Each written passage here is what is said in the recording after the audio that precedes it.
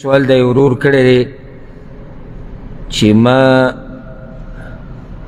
د یو عالم نه په بیان کې دا خبره اورېدلې وه چې پیغمبر صلی الله علیه وسلم معاذ بن جبل ته ویلي و معاذ مه جاړه ان البکاء من الشیطان د غم په وخت کې دا جړه د شیطان د طرف نه.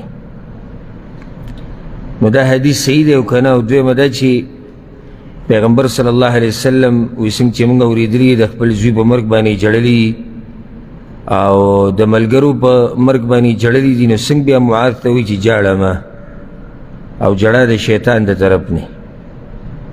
الجواب، اول خو د جواب نه مخکې دا خبره چې طریقه د دین د معلومولو هم دغه ده کومه چې دې روح خپله کړې ده چې کله تا ته داسې څه خبره راورسي چې ستا په ذهن کې د هغې دلاسې اشکال واقع شي. اشکال قرآن او حدیث کې نه راځي، زموږ ذهن کې راځي. نو بیا د هغې حل دا دی چې ته به علماو ته رجوع کې. حل دا نه دی چې ته په دین کې شکونه شروع کړي او یا د ځان نه فتوی شروع کړي چې دا به داسې او دا به داسې. نه ته به یو عالم ته پوهه عالم ته واپس شي او د هغه نه به تپوس وکړي چې دا مسله داسې ده، نو ما پې پوه کړه. د رور چې د کوم حدیث باره کې تپوس کړی دا حدیث بالکل صحیح دی او دا حدیث امام احمد راوړی دی، امام طبرانی، امام بزار راوړی دی او په هغې کې دا دی معاذ بن جبل رضی الله عنه چې کله پیغمبر صلی الله علیه وسلم لیږو یمن ته، واقعا موږ څو څو پیرې ذکر کړی، سیرت درسونو کې هم ذکر شوی. یمن ته لیږو ورسره بل صحابي ابو موسى الاشعري رضی الله عنه. نو معاذ بن جبل په سورلۍ باندې سورو پیغمبر صلی الله علیه وسلم رخصتو چې تاسو یمن ته لاړ شئ دعوت وکئ.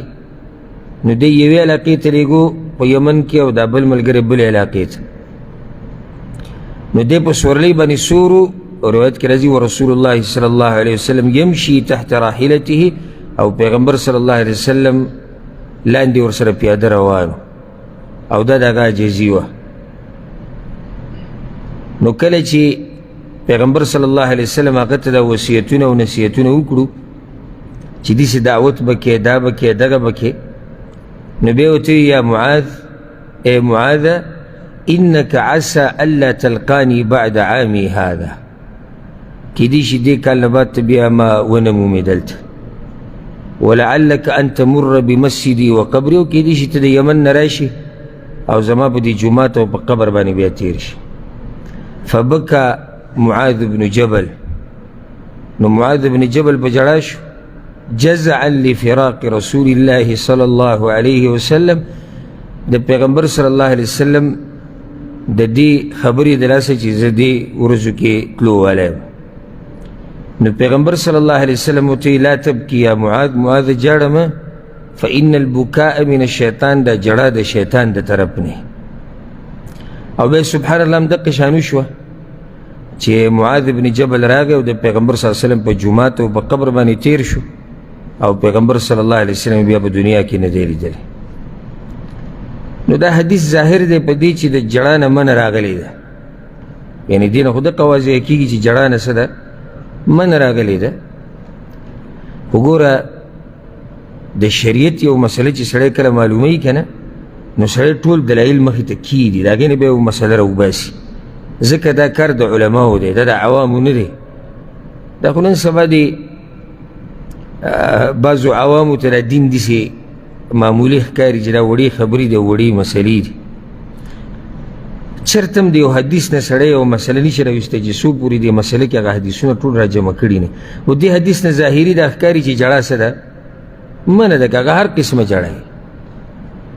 خو چې نورو دلایلو ته وګورې نو د هغې نه دا واضحه کېږي چې مطلق جړه نه ده منع، یعنې هره جړه نه ده منع، بلکې منع هغه جړه ده چې د هغې سره اواز اوچتي، د هغې سره ماتمي او د هغې سره هغه څه کېږي چې هغه د الله نافرماني پکې.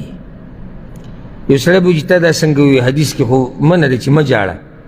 دا ما په دې ووایي لکه اوس ګوره په صحیح بخاري صحیح مسلم کې حدیث دی، انس ابن مالک وایي چې د پیغمبر صلی الله علیه وسلم زوی ابراهیم علیه السلام چې کله وفات شو نو فجعلت عینا رسول الله صلی الله علیه وسلم تذریفان، د پیغمبر صلی الله علیه وسلم د سترګو نه اوښکې روانې شو. ګورو جړه دام ده، ولته حدیث کې جړه نه منه راغلی ده، نو کیدی نشي چې د پیغمبر په خبره او په کار کې ټکراو وي، کیدی شي نشي کیدی، نو د چې را جمع کړي نو دې نه یو بله مسله بیا راوځي. او بیا پیغمبر صلی الله علیه وسلم دا مو وی ان العین تدمع، د سترګو نه اوښکې روانې دي، والقلب يحزن او قلب او زړه چې دی هغه غمجنه دی، ولا نقول الا ما يرضى ربنا، او موږ به وایو هغه څه چې په څه باندې الله راضي کیږي. دلته اوس وګوره پیغمبر صلی الله علیه وسلم جړلي. دغه شان په صحیح بخاري کې روایت دی د اسامه بن زید رضی الله عنه، موږ څو پیرې بیان کړی دی چې کله د پیغمبر صلی الله علیه وسلم د نوسیزن کدنو د زینب رضی الله عنها او پیغمبر صلی الله علیه وسلم هلته ورغی نو هلته هم هغه جړلي وو، ففاضت عیناه. نو په هغه ټیم ورته سعد رضی الله عنه یا رسول الله ما هذا دا تاسو جاړئ؟ نو هغه ورته هذه رحمه جعلها الله في قلوب عباده، دا رحمت ته الله د بندگانو په زړونو کې اچولی، دلته هم جړلي. دغه شان هغه واقعه موږ بیان کړې مو سیرت کې تفصیلا په صحیح بخاري کې ده چې پیغمبر صلی الله علیه وسلم انس ابن مالک وایي پیغمبر صلی الله علیه وسلم خطبه کوله او د جنگ موته هغه کوم صحابه کرام چې شهیدان شوي د هغوی باسې کو او الله ورته ښکاره کول.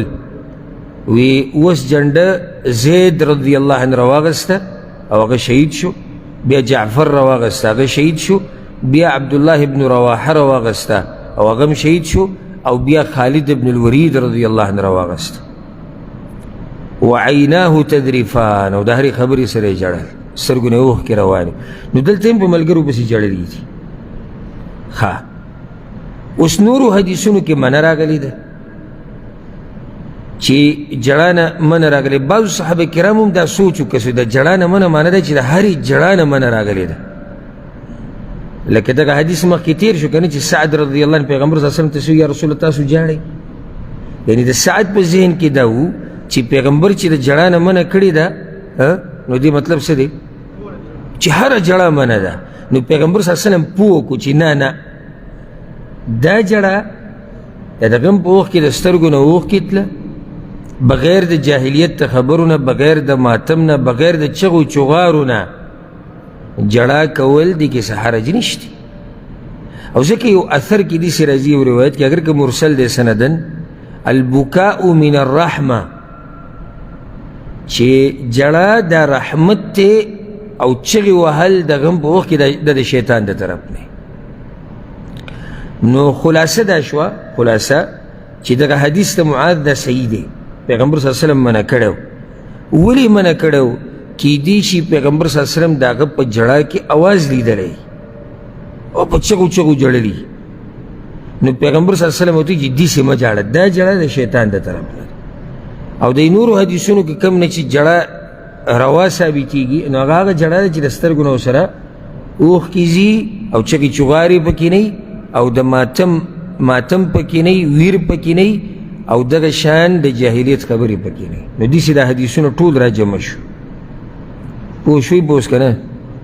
نو کومه جړه منه ده چې ویر او ماتم ورسره وي، د جاهلیت خبرې پکې، د جاهلیت کارونه لکه ګریوانونه شلول، ویښته ویسته، ځان په سپېړو وهل چې دا پکې چغې چغارې وهل د دې نه منه ده. هغه جړه چې د سترګو نه اوښکې ځي، زړه ورسره غمجني، دې باندې شریعت موږ نه رانیسي، بلکې دا خو رحمت دی چې الله د بندګانو په زړونو کې اچولی دی، په دې الله موږ نه رانیسي. او که دې سره معمولي اواز وي څه خبره نه ده، کله نه کله سړی په ارام جاړي، خو داسې غم پې زورور شي چې اواز هم کله نه کله خولې نه راوځي، هغه غیر اختیاري، هغه ارادي نه وي، غیر اختیاري، په دې هم الله رانیونه کوي انشاءالله.